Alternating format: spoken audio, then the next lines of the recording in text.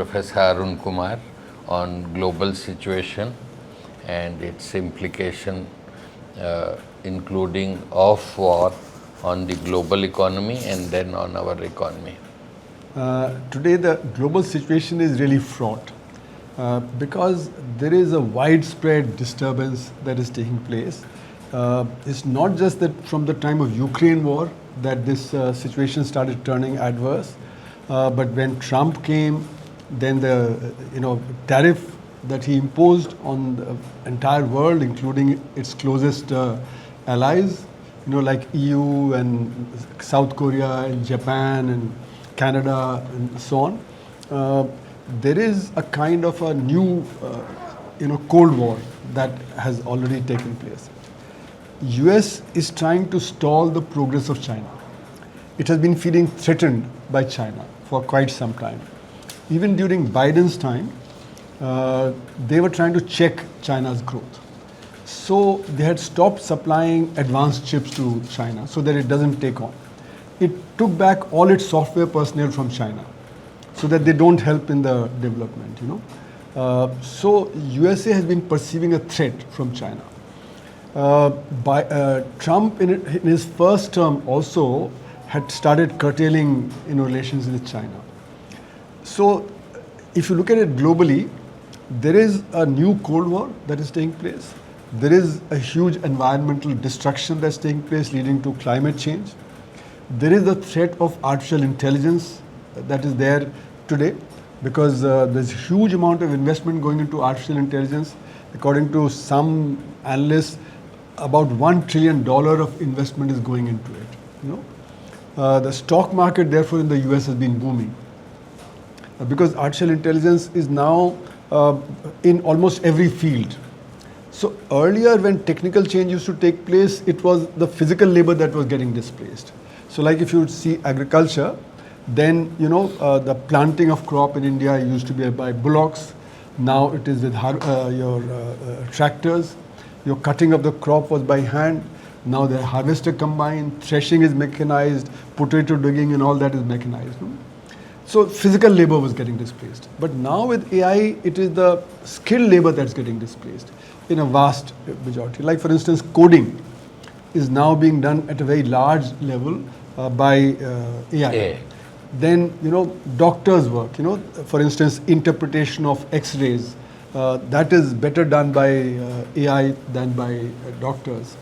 You can see the skin and what's the skin disease. You can put it on an app and it'll tell you what the disease is. You don't have to go to a doctor, There are apps which can just take a picture of your forehead and put in a few things into it.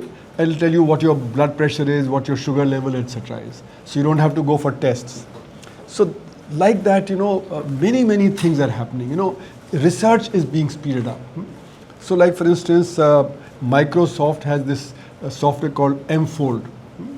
M-Fold analyzes and gives you 3D picture of proteins. Now proteins are there in all the cells and they play a very significant role. So these proteins are folded up like that. And the folds matter. How it's folded up it gives the property of the protein. So this M-Fold is able to give 3D picture of thousands of these proteins within a short space of time. Whereas earlier for one protein, one PhD was required. So now thousands of PhDs are not required. The speed at which it is aiding in various fields, including in teaching and so on, it's enormous. So almost everything is getting disturbed. And therefore the fear is that there will be mass unemployment. Even the IMF has said this, that a lot of labor is going to be displaced, the skilled labor. Physical labor anyway is getting displaced. So now you can have 3D printing. So you don't need masons, you don't need bricklayers, because 3D printing, doesn't require that. So there's a massive disruption coming. So the next 2-3 years are going to be very, major changes. All these things together, AI, environmental change, and then this new Cold War that's going on, the war that's going on in West Asia, and not only in West Asia, in Ukraine, in large parts of Africa, there are wars going on. That's going to disturb. Then the tariffs are going to disturb. So in other words, the global situation is changing dramatically. And that will have a huge impact all over the world and also in India. Now, India's situation is quite weak in this because we will face the climate change impact very dramatically. We have, as it is, a lot of heat, and as the heat goes up, our crops will be affected.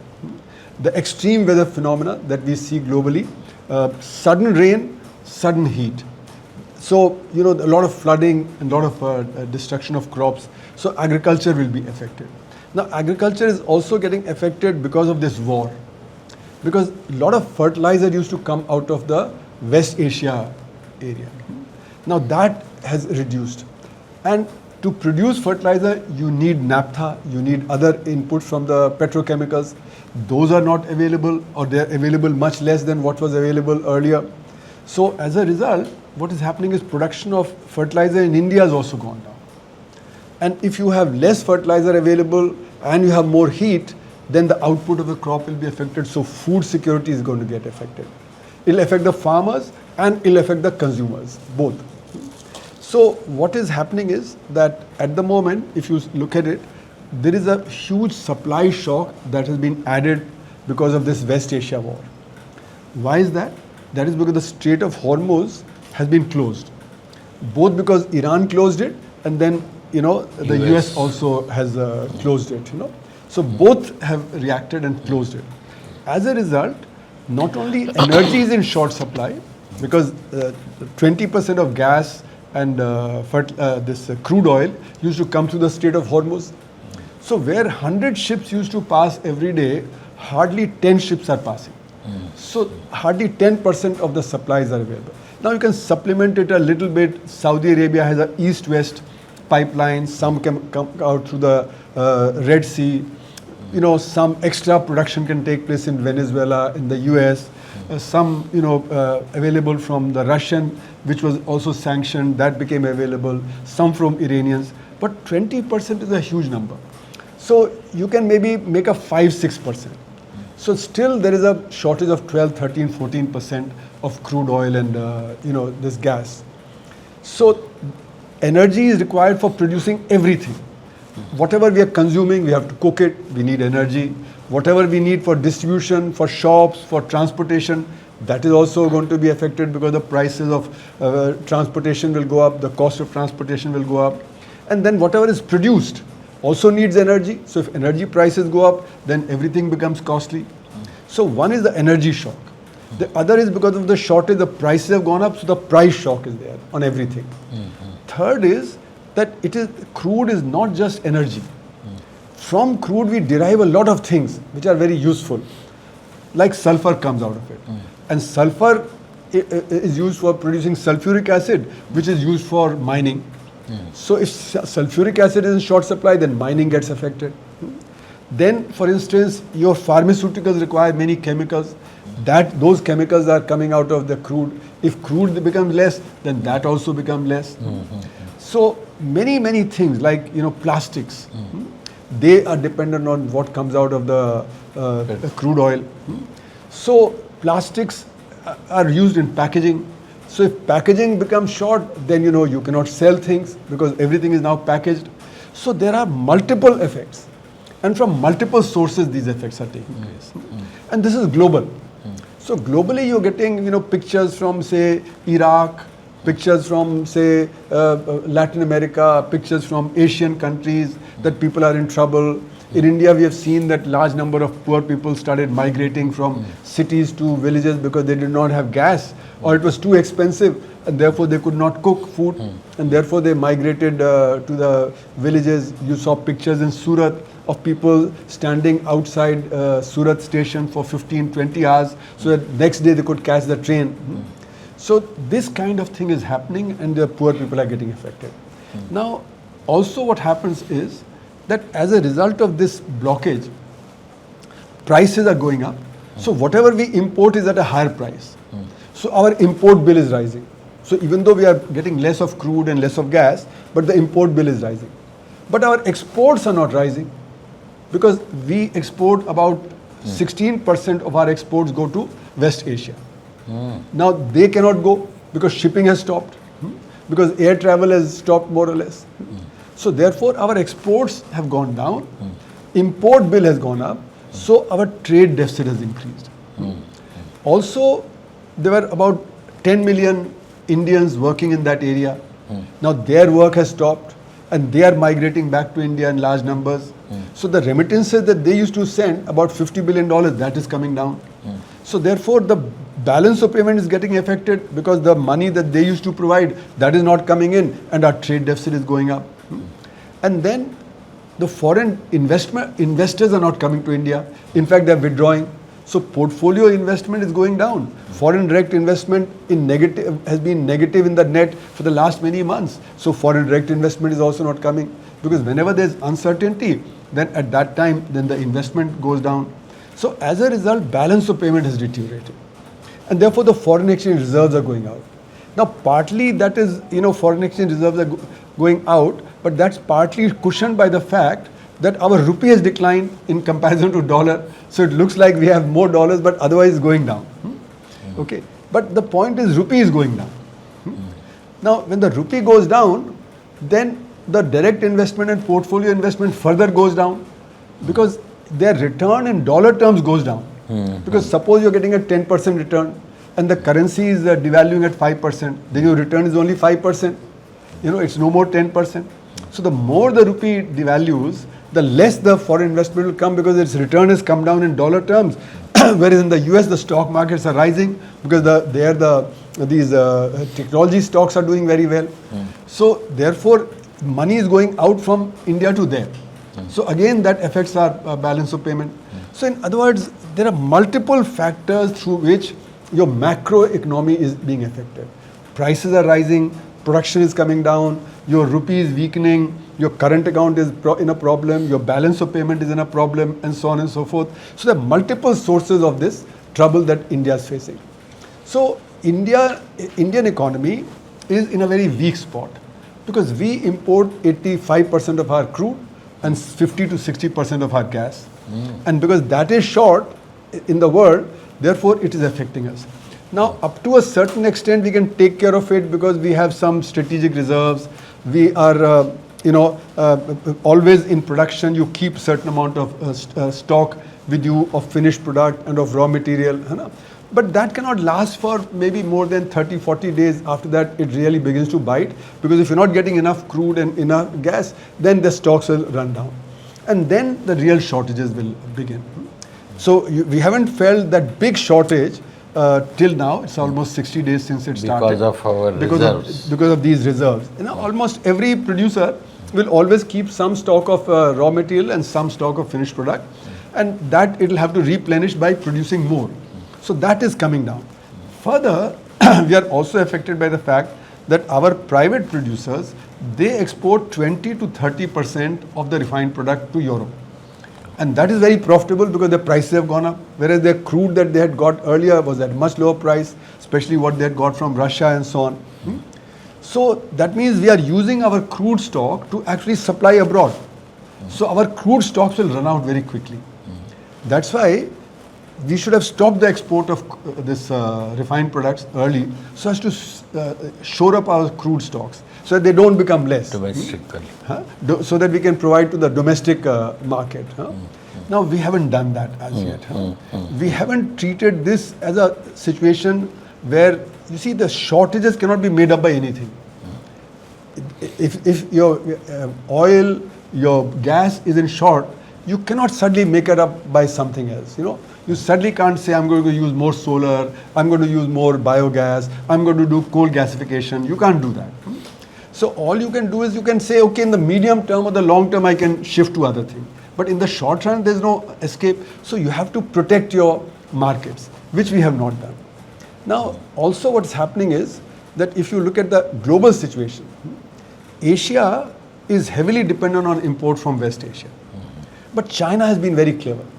It has had strategic reserves for about 6-7 months. So even though 90% of Iranian crude goes to China, okay? 90%? 90%, because you see, the Iranians were sanctioned.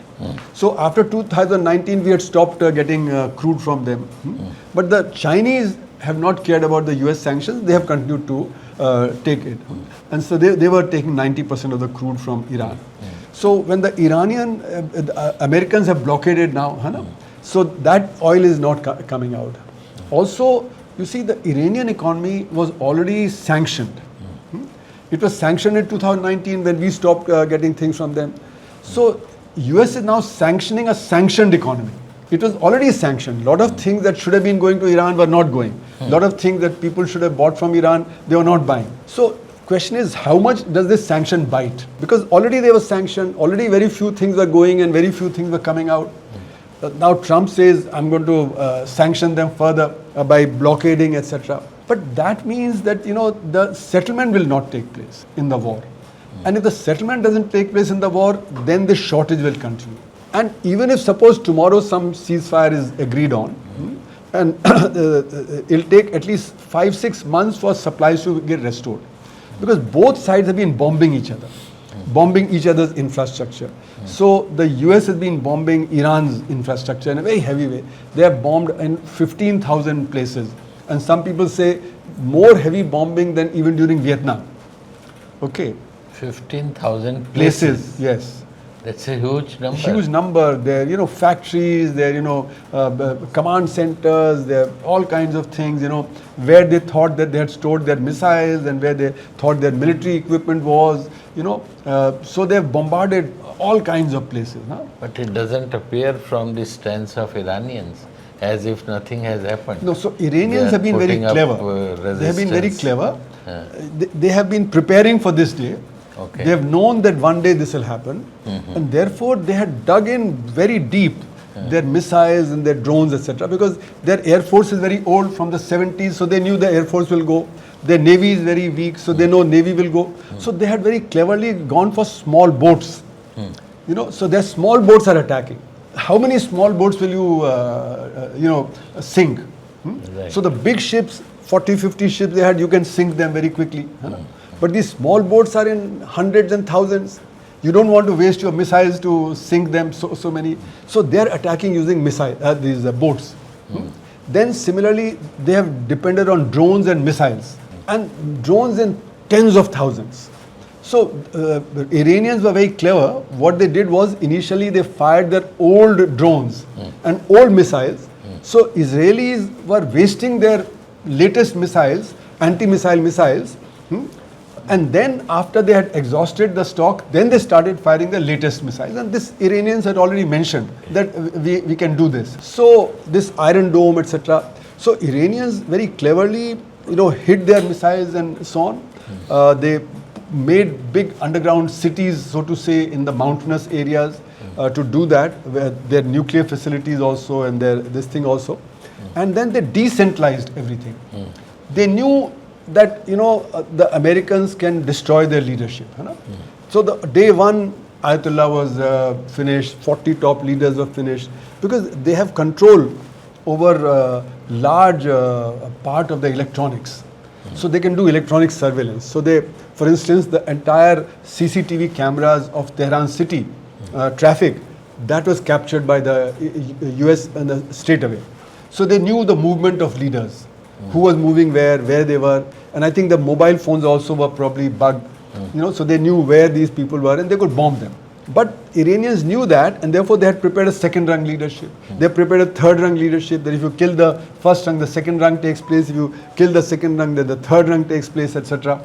So this leadership they had protected. Then similarly, their command and control centers, they're decentralized. If their main command and control is destroyed, then the second rung will take place in each of the 35 districts, etc. So they had very cleverly, done all this, knowing that they are going to face one day this kind of attack. So Iranians have been able to resist. Not that they haven't suffered; they've suffered enormously. Their power plants, their oil facilities, everything they have suffered. But they have been able to attack. So their only weapon was to close the Strait of Hormuz, which will affect the entire world. So that was their strategic weapon. And that's why they immediately closed the Strait of Hormuz. And they had already mentioned earlier also that if we are attacked, we'll close the Strait of Hormuz. And we'll also attack. And they with pinpoint accuracy, they could attack the main radar in Bahrain, because I think they're getting help from the Chinese, from their Baidu satellite system, which can then help them pinpoint where these things are. So with pinpoint accuracy, they've hit.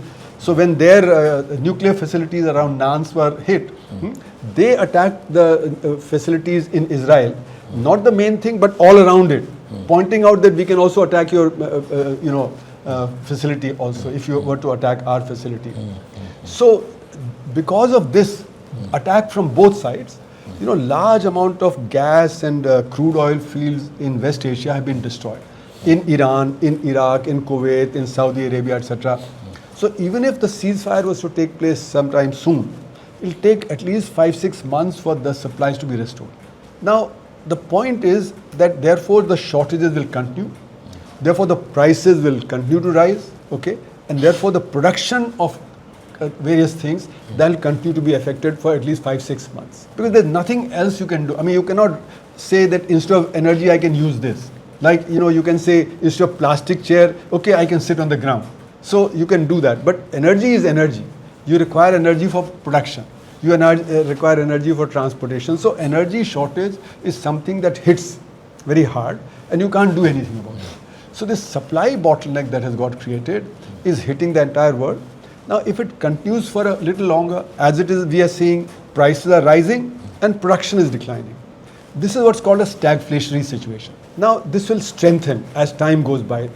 If the war had been only 1 week or 10 days as the Americans and the Israelis had thought, then things would have reversed very quickly because the stocks were there.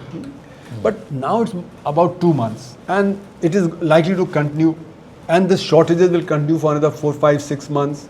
And Qatar has already said that our oil fields have been hit so hard they'll take 3 to 5 years to restore them. And Qatar is the supplier of, for India, the major supplier of gas. So with the result, at least 5-6 months this trouble will continue even if ceasefire takes place now. Now, Iran is not going to give in and US cannot give in because US cannot be seen to be losing out. So it is going to continue to blockade. Iran is not going to give up Strait of Hormuz because that's its only weapon. That is its weapon to tell the world that if you don't pressurize the US, then we'll continue to do it because then everybody is suffer. If we are going to suffer, everybody is going to suffer. Now the world over nations are saying, but the right of passage is an international law, right of passage through the sea, etc. But the question is, what is the legal system that we are following?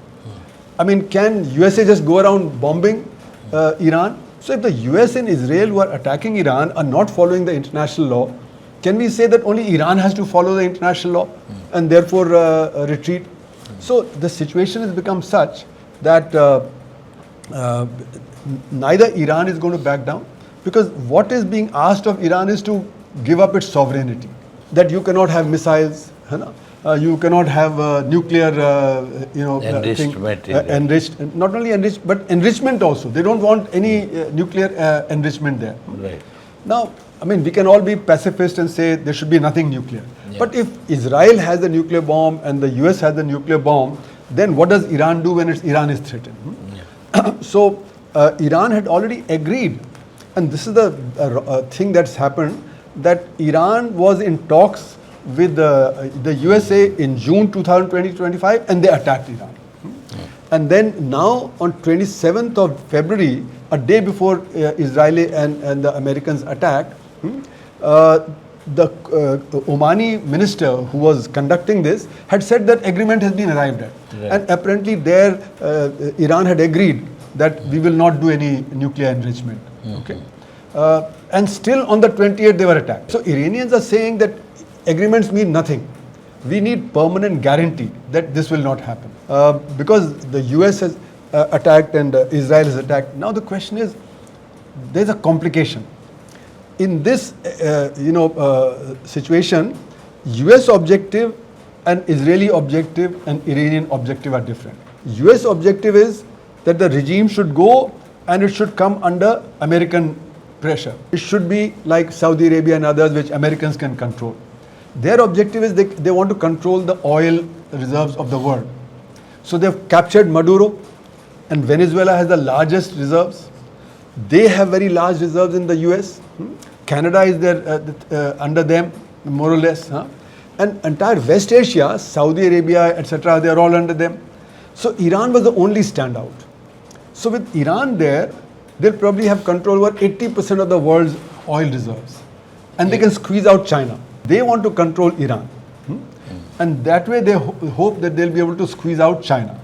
Their aim is actually to squeeze out China and control the energy reserves of the world.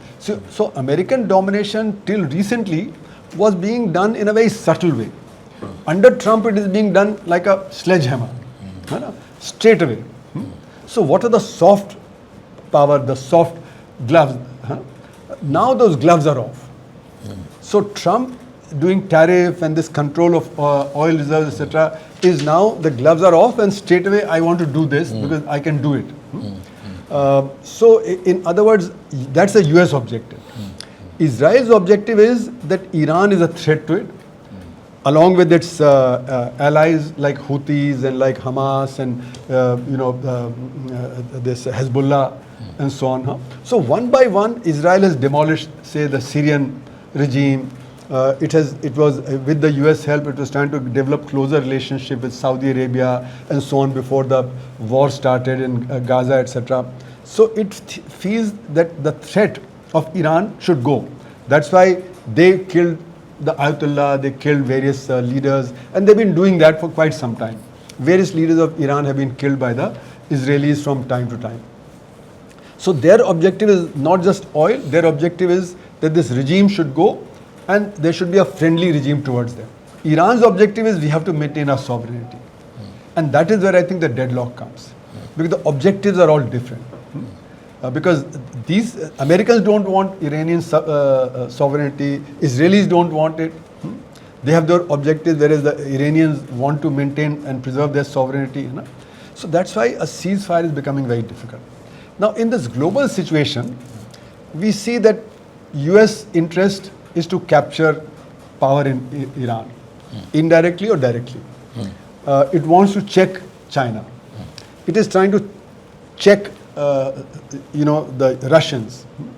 So from the time of Ukraine war, Russia, China, Iran, North Korea have been forming a bloc. On the other side, in the Ukraine war, NATO, in the expansion of NATO was also happening. So a kind of a Cold War was taking place, where the idea was Russia is huge. It has huge potential reserves. So if Russia weakens, the US and the Western powers can control their resources also. And China was helping Russia. North Korea was helping Russia. So in this new Cold War, what's happening is that the world is splitting up into a Western bloc and into a bloc which is led by Russia, by China most likely. Okay, because Chinese economy has surpassed the Russian economy. In technology they have advanced very rapidly. Russia has not been able to do that much, And you can see, Russia is about maybe 150 million, China's 10 times bigger. And it has spent a lot of money on R&D, etc. It has, managed to move very rapidly. It's become the second largest economy in the world, and so on.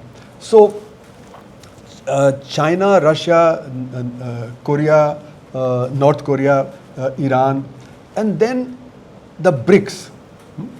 In BRICS, they dominate. In the Shanghai Cooperation Organization, SCO, Chinese dominate. Then they had the One Belt, One Road initiative, through which they were penetrating into Europe, into Latin America, into Africa, into various parts of Asia. That is the threat that the US has been perceiving, that China has been penetrating into all these markets. So, because of this new Cold War, what was happening was that the financial system was breaking up. The sanction on Russia had given a signal to other economies that they can also be sanctioned by the Americans one day. So Chinese have been preparing for that one day their assets could also be frozen, because they have huge dollar reserves, the Chinese. In US. In US Treasury bonds and so on, because what happens is that because of this petrodollar from the 1970s, when Saudi Arabia and the US agreed, all petroleum trade and other trade is now being denominated in dollar. So therefore, everybody is holding dollar. So this is called the dollarization of the world economy. So even if suppose you go abroad on a trip and you've got some dollars left, you come back, you hold it, maybe I use it. But every dollar that's held outside is an interest-free loan to American economy. So the American economy has benefited hugely from this dollarization of the world economy. Now that dollarization of the world economy is getting threatened. Because if you leave out Russia, China, Iran, North Korea, and they begin to form a bloc, then that can pose an alternative to your currency. So there's a de-dollarization. And Chinese, anticipating this, they have been moving away from the dollar. So they have reduced their dollar reserves and they have gone into gold. In fact, after the Ukraine war, a lot of other central banks like our RBI, they have also moved away from dollar to holding more gold. So the demand for gold has increased in the entire world. And that's why the gold prices have shot up in the last 2-3 years. Because all central banks are trying to hold more and more gold, including our Indian instead of dollars. So we all still hold dollars because bulk of the trade is still denominated in dollar, but it's coming down slowly. So all those nations which are trading with China, and the whole world is trading, so China has a huge surplus with everybody. They have the largest reserves in the world of about $3.4 trillion. That's a huge number. I mean, our reserves are about $700 billion. They have a huge, and our reserves are based on our capital inflow, but their reserves are based on what they have earned through trade, because they have a huge trade surplus. And in spite of Trump's tariffs last year, their reserves went up. Their surplus, which was to be about $850 billion, went up to $1.2 trillion. Everybody else's trade came down, but China's increased. So why is that happening? Because China is dominating the world economy through research and development. Now, for instance, India spends 0.6% of GDP on R&D. And China spends 3% of GDP. 3% on just research. On research and development. And their economy is 5 times bigger than us. So they are spending 22 times more than us on R&D. And they have created a huge research and development environment in their country. In spite of being a totalitarian regime, they have managed to create that. So China spends 22 times more and the Americans spend 100 times more than us on R&D. So China has come to dominate the entire global situation in manufacturing because they have developed the technology. And we can see that India's position is very weak. So we have a $102 billion deficit with China. And we have been per annum. And we've been trying to control it. So it was $80 billion, became $90 billion, and become $100 billion. So in spite of saying that it's an enemy country and they have occupied our territory, we try to control, and yet it goes up. Because you see, they provide high technology items very cheap and low technology items very cheap. So in high technology, like for instance, APIs for pharmaceuticals come from there. Up to 2002, we were almost 80% self-sufficient in API. Now we are getting the APIs from them. Why? Because they are able to make them and provide them very cheap. So our pharmaceutical industry... API? API is the input into pharmaceuticals.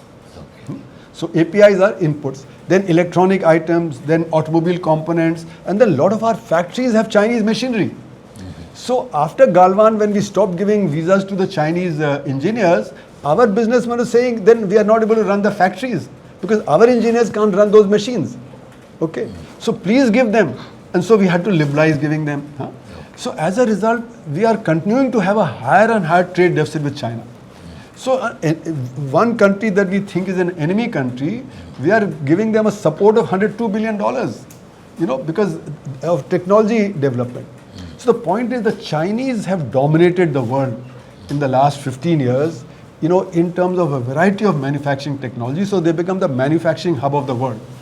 And Europe and China and the US don't like it. So for instance, electric vehicles. Now Baidu, dominates. Not Elon Musk. Tesla was there, but now it's the Chinese who dominate. They are able to very quickly, so on artificial intelligence also, Whereas the the Americans produced these large learning models. The Chinese came out with DeepSeek, which was in some ways better than what the Chat GPT was. And now they've come up with another latest version, which is even better. And they're Of DeepSeek. Of DeepSeek. And then, in the recent thing, there was a race that is done in China, in which on the one side robots run, on the other side humans run. So last year, these robots could not win the race. They took more than 2 hours. This time, they have done it in 50 minutes, which is a record, which is faster than any human being can do. And last time, all of them were falling. This time, they were running autonomously. So within 1 year, they have advanced so rapidly that now these robots can function like human beings. And the worst thing is, just yesterday I was reading in the newspaper that there was a dance going on where there were robots and people dancing, and this one robot went and kissed the girl. That was not part of the plan? That was apparently not part of the plan. So, there seems to be consciousness getting created. Something autonomous happening, which is beyond what is meant to happen. So, in other words, the rapidity with which the Chinese technology is moving is there. Now, what in this global situation where China became the manufacturing hub of the world, the Americans found that their blue-collar workers were not getting the wages, not getting the employment that they should be getting. So Trump's promise was that I'll get jobs back from Mexico, India, China, that they're stealing our jobs. He said that earlier also. Through immigrants. Through migration and also production shifting to China, India and Mexico, etc. Okay. So the automobile production, the steel production, the aluminum production, they were all shifting to... brought back to US. He says, I'll bring it back. But why is it that it was shifting out? We have to understand that. And that is because China... Cheap labor and pollution? Because in the US, the minimum wage is $7.5 per hour. Not per day, per hour. And in many states, it is $15 to $16 per hour. And in the automobile sector, it is $25 to $30 per hour. So an American worker in one day earns what an Indian worker in automobile sector will earn in 2 months. A factor of 60 different. And in China, will earn in 30 days. So we can produce with, if there's a given technology that is used for automobile production in China, India and USA, because our labor cost is much lower, we can produce it much cheaper than in America. Similarly, aluminum, similarly steel, etc. we can produce much cheaper because our labor cost is so low and their labor cost is very high. So with the result that production was shifting, because in WTO we had a global division of labor. High technology in the advanced countries, intermediate and low technology in the developing world. So this is all intermediate technology. So intermediate technology production began to shift to all this with WTO, which is something that the West had not anticipated that would happen. They thought we'll be able to dominate. So yes, they are able to dominate in the high-tech items. But in the intermediate and low technology, the jobs were shifting because of the low labor cost here. And now Trump says, I'll bring the jobs back. But how can he bring the jobs back? The American industry has to produce it cheap and has to get protection. So what protection can it get? Okay, it has to have tariff. That's why US President Trump came and it started to levy high tariff so that it can protect the industry. Okay. Now the point is that even these tariffs, 20%, 30%, 40% will not overcome the price differential. So they imposed heavy tariff on China. China imposed a heavy tariff back on them. We have not done that in India. But the Chinese, because of their autonomy, strategic autonomy, because they have some critical thing, they have some critical technologies, etc., on which America depends. So you can see that in the case of the US, in the case of US, when it started to block certain items and put tariff on them, then immediately the Americans had to retreat because they knew that they could not produce it in America and they reduced the duties. So the Chinese economy is supplying to the US things that actually the US could not produce. And not produce immediately. It could produce in the long run, but with much higher cost. So look at the American economy's problem. American economy's problem is that if they put heavy tariff and produce in the US, the cost will be high. Right. If they produce, if they have high tariff and import things, then the cost will be high. Yes. So American workers will suffer either way. And the cost of living for American workers will go up as a result. So the US is in a bind because, you know, of this technology thing. Because under WTO, we said we'll have this division of labor between high technology, intermediate and low technology. And that's what was creating the problem for them, which they had not anticipated. So what do they need to do, the Americans? They have to follow a different strategy where they have to move now or from retrospectively? No, retrospectively, whatever has happened has happened. Yeah. Now the question is, what can they do to get better jobs? So they have to expand their employment in high-tech areas. Because in the low-tech and intermediate technology, they cannot compete. Okay, because given the technology, we'll produce cheaper. And what is it that China will do?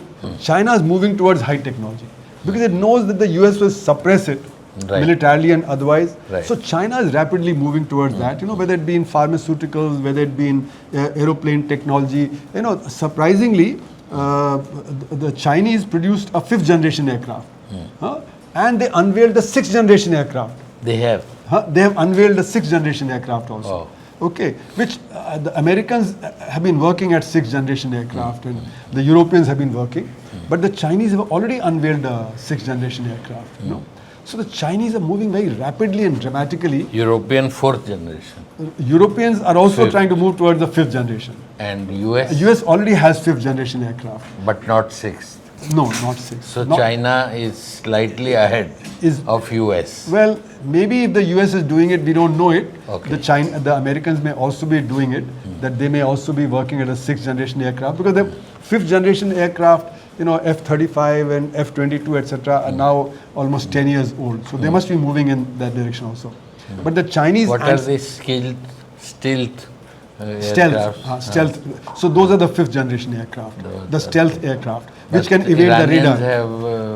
So Iranians have very cleverly, what they have done is, instead of using radars to check them, they're using the heat that comes out of the engine to detect them. Okay. And heat you cannot hide. So by doing proper painting and proper angles, etc., you can hide the radar signature. Right. But the heat coming out of the engines you can't hide. So the Iranians are looking at the heat that is produced and using that to target the planes. So they successfully targeted one or two. Three probably. Maybe. But you see, some were downed in Kuwait. Okay. Because their communication didn't work properly, and therefore they thought these are enemy aircraft. So there's this thing. But they have downed some aircraft in Iran. The F-15 they say, but whether it was F-35 or F-15, they say F-15 and so on. But the point I'm making is that, you see, this is the global context within which this is happening. America, soft gloves are off. It's become very hard. We are going to do what we like. We are the king of the world. They are behaving like the king. So the multilateralism that came along with the WTO, that has been undermined and it's all become bilateral. That's why I was saying... You are saying undermined. It's not over yet. Multilateralism to an extent is going on. I mean, we are still trying to do it. We are trying to sign the free trade agreements. We have done with UK, we have done with EU. We have done yesterday with New Zealand. We are trying with others. But because we are weak in technology, every time we have signed a free trade agreement, we have lost. So whether it be with South Korea or with Southeast Asia or with Australia, their exports to us increased, but our exports didn't increase so much. So our deficit increased. And that again comes down to our weakness in technology. In international trade, anybody who has more advanced technology will be able to do more export than the other which has lower technology. Because you can produce things cheaper, you can produce things better. And in the case of China, they have massive investment in logistics and infrastructure. So for instance, they have the largest network of high-speed trains. We have not even been able to build one high-speed network from Ahmedabad to Bombay. How does it affect the economy? High You speed? can move things much faster, so time taken is much Cargo. less. Freight and so on, and also people will be moving faster. So these high-speed tracks, they lower your costs, and then you have shipping. Again, the costs are lower. But high speed is very costly, so it excludes majority of the population. But you see, suppose you're transporting some goods. Now, if it takes 10 days to transport it, that means so much capital is blocked. If you can do it in say 10 hours, then you save 10 days of interest payment on it and so on. So therefore, these high-speed corridors and various other things like highways and various other things. So their logistics are very good. So their logistic costs are less than India's. And they produce on very large scale. So not only do they produce for their own market, but they produce it for the entire world. So therefore, scale economies are there. They can produce, like for instance, solar cells. They produce the cheapest solar cells. Whereas actually India should have gone into solar cell production much earlier. We should have done research on solar because we have so much of sunshine in the country. But we didn't do it. We were always dependent on them. Similarly, you can see, for instance, we should have gone for coal gasification. So in the 1950s, there was a discussion that should we go for coal gasification or nuclear? And Rahman, the scientist, said we should go for coal gasification because nuclear is very expensive. But for strategic reasons, we also needed nuclear, etc. So we put money, but we didn't put money into coal gasification. And he said we have almost the largest coal reserves, but those coal is of very poor quality. So coal gasification will give us, clean energy. And we can use make fertilizer out of it. We can use it for energy, for burning, and so on and so forth. As byproduct. No. So coal gasification means it produces clean energy to use in, say, steel plant, to use in various other things. Because our coal is very dirty. It has a lot of other things Sulfurs in it. and other So with coal gasification, if we had done, today we would not have been so dependent on petroleum, Iran, yeah. on petroleum and on this Strait of Hormuz, etc. But we have not taken the lead in R&D in the world.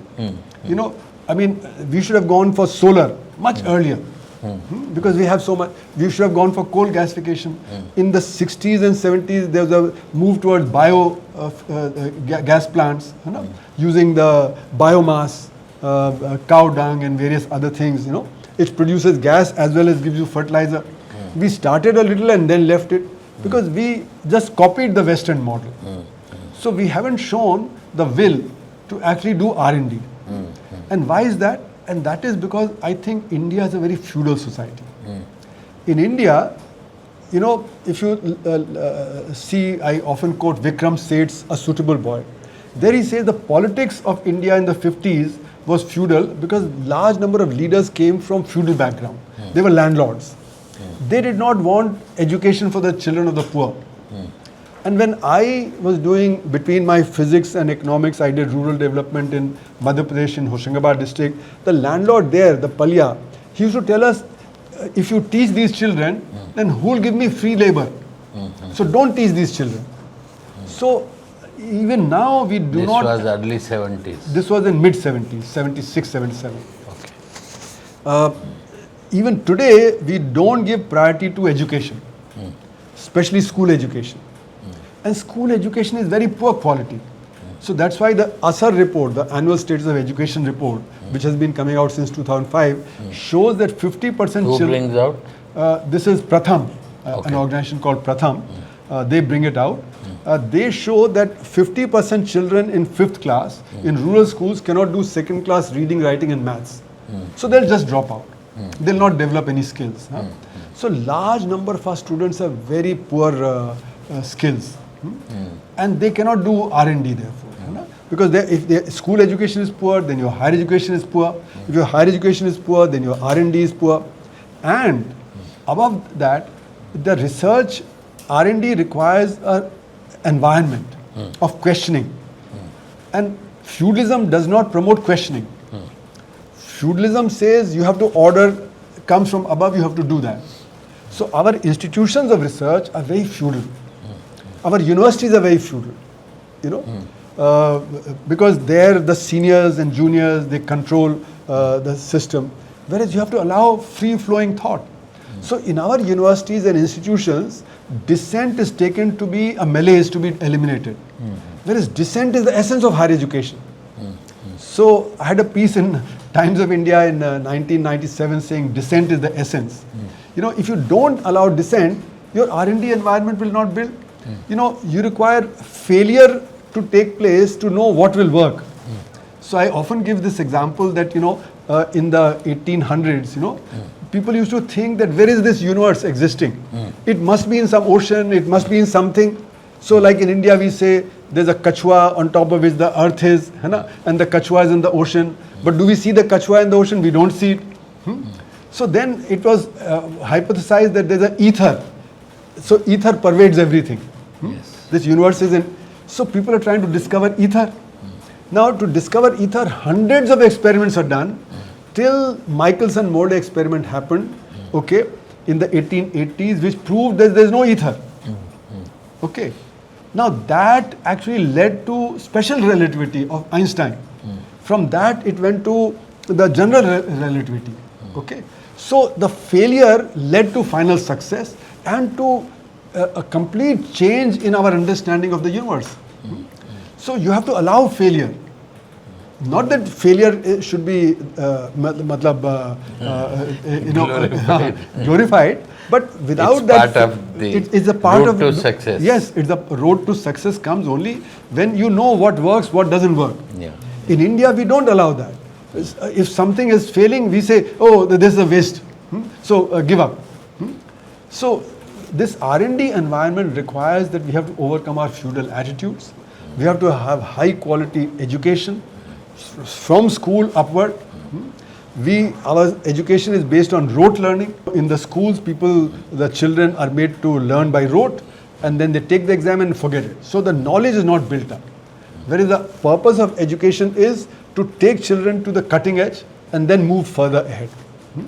Now, if you only learn by rote, you won't reach the cutting edge and you will not make further progress. So our education system is very poor because of the very feudal attitude, and therefore R&D suffers. So it's a long-term project that we have to tackle. So as Amartya Sen wrote, I think sometime in 86, 87 or something, he said that India, South Korea, China, Malaysia, we all began in 1947 at the same level of poverty, illiteracy, ill health. They very quickly advanced and we did not. And he says, why? Because they spent enormous amount on education and health. So their labor became very productive. We did not do that. All our goal was that by 1965 all children should be in school. They achieved it. We still don't. We haven't achieved it because still we have large amount of child labor. So with the result that the situation is that our school education has not progressed. You know, we are not putting in the resources into teaching, into various things, you know, for doing that. So this feudal attitude that prevails in India, that is at the heart of a lot of the problem of weak R&D, and also therefore because of weak R&D we are hemmed in from all sides. We have to give in to China, we have to give in to Russia, and we have to give in to the US. The Americans also have been oppressing us. We thought we were strategic partners, but then they levied 50% tariff on us because they want to control our agriculture because they have a lot of agriculture surplus. They wanted to stop our trade with Russia. Okay, we cannot stop our trade with Russia because we depend heavily on some critical armament from them. 40% of the critical armament comes from Russia. So whether it is S-400 missiles, whether it's Sukhoi aircraft, whether it is your BrahMos missile, they are dependent on Russian technology. And Russians have given us other technology also, like the AK rifles that are being made at Amethi. Those are Russians and so on. So large amount of dependence is there. So our strategic autonomy is lost between China, Russia and the US. And in BRICS, we are not trusted because we are seen as moles of America. So America, has been using us to prevent the rise of BRICS. Because when Trump came, one of the first things he said is that if BRICS goes for alternate currency, I'll levy 500% tariff. Yeah. Because he realizes that America's prosperity depends on dollarization. The largest amount of trade deficit in the world is by America. The largest amount of budget deficit is by America. Because they don't need to care. Because everybody is holding dollars. So their prosperity depends on dollarization. Their prosperity depends on being able to, everybody holding dollars and so on. So America will prevent that. And we have put all our eggs in that basket. We have gone with Russia. Whereas if we had technology, we could have had equidistant policy. We could have also withstood the Chinese technological advantage, the other problems that we are encountering, and we need not have depended so much on Russian technology. But traditionally we have depended, whether it be MiG aircraft, whether it be our nuclear submarine, or whether it be our aircraft carrier, etc. They have come from Russia, right? Traditionally, so we are squeezed and our strategic autonomy is lost. So globally, we are in a very tight position as a result. And the situation is, as I said in the beginning, 2 to 3 years and things are going to get really topsy-turvy. Because climate change is there, the artificial intelligence is there, this war is there, all these three things are going to change the way the world is. The global new orientations and new alignments are going to take place, and we don't stand much of a chance there. So even though now we are trying to improve relations in BRICS, we are trying to be more active in BRICS, the presidency is with us, but I think other nations are not going to listen that much to us because we don't have that strategic autonomy. China will play a more dominant role. We have not been going to the Shanghai Cooperation Organization SCO meetings, but this year our Prime Minister went there. And in the SCO meeting, between Russia and China, 35 agreements were signed, but not one was signed with India by either Russia or China. Okay, so we are trying to now gain more autonomy from the US, but because we have burnt our relationships, the Chinese don't trust us fully, the Russians don't trust us. So we have to do something to balance the US by strengthening BRICS, trying to be more autonomous, but we can't be more autonomous unless we develop technology, and that's not a short-term game, that's a long-term game. It'll take improvements in our research establishments, in our universities, in our schools, and that cannot happen in 1 year or 2 years. That'll take maybe 10, 15 years, but it can be done. Think of China. In China, their educational institutions were greatly damaged because of the Cultural Revolution from 1967. Almost until 1974-75, their institutions were damaged. It's only after 75 that they again started emphasizing. They sent a lot of Chinese students to the US and brought them back, etc.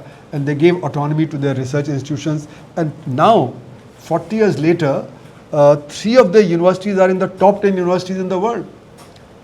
Whereas our universities are in the top 200.